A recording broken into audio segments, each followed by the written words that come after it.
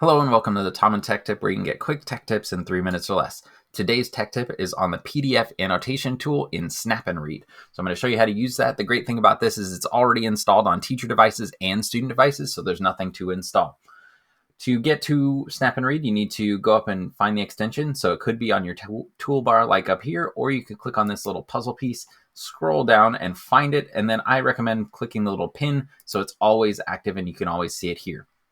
When you're ready to open a PDF, you can click on this little icon and go open PDF from, and then you can go Google Drive and you could go find it. It'll probably ask you for access to that document as well. Or you can go over to your Drive or Google Classroom, open up that document, and then we can go to that same extension, click on Open PDF in Snap and Read. Now it's going to open that document up, and right off the bat, you're going to get some tools. So I've got one that rotates it. So if it's not sitting right side up, you can rotate it around so it's the right direction. You also can go into these little save settings and make sure that the autosave is on. That way, if students are editing or adding on annotations to a document that you pushed out to them, you'll be able to see those in live. And then it should be saving to Drive. Next, let's get to the annotation tools. So we click on this little pencil in the top left-hand corner, and we've got some tools that pop up along this bar. The first one is a text tool.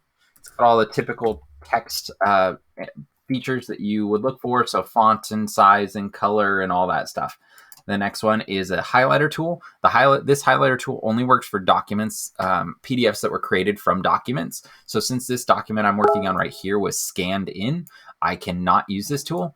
But if I had a document that was created from a digital document, I could do the highlighter that way. We've also got some paintbrush tools here. So I can paint all over this. Just be careful because you can paint over the top of stuff. We can erase it, and I'll show you that in a second. I like this highlighter actually better than the selection highlighter. So this one's a free floating highlighter. You can change the size, the width, and the color and all that stuff here as well. We've also got the eraser, like I said. So if I don't want this on here, I can click on the eraser. I can change the size there and erase things. We've also got a stamp tool. So in these settings, you've got stamps. So if I had a question about something, I'm like, hey, what does this mean? I can add this in there. I can resize it, place it where I need it to be. We've got a signature tool. So if you need to add your signature to anything, you can do that here. It's probably best to do this with a touch screen. And then you can store that so that next time you use Snap and Read, that signature will be stored in there. We've also got line and shape tools, so I can put a line here. One of the cool features that they have as well is you can add a note to those shapes. So I can go note, and now I've got a note on that line, and when you hover over it, you'll see it. Now, since this auto saves, all of these things are in here, and they will automatically update the PDF that I was annotating on. Go and check it out.